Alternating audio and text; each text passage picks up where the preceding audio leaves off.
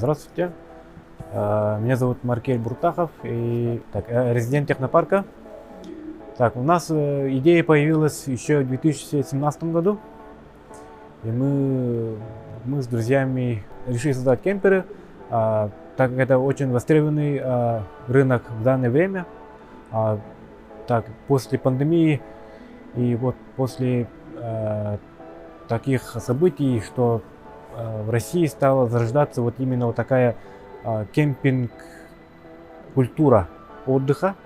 Именно вот отдых с домом на колесах и прицепами. Идея пришла еще в студенческие годы. Мы стали резидентом технопарка в этом году, в 2022 году. Подали заявку, и нас вот приняли в этом году. И мы уже как бы создаем кемперы не только одного вида, а несколько видов. Один из них вот перед вами стоит. Этот кемпер предназначен для более летнего отдыха, но можно как бы укомплектовать для более демисезонного вида отдыха. Это весной, летом, осенью.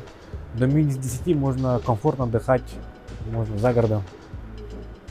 Также можно и использовать для охоты и рыбалки, для всяких экспедиций и разного вида отдыха.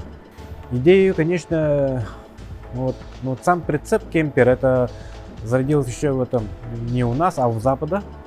Мы просто взяли внешний вид и всю разработку делали все сами.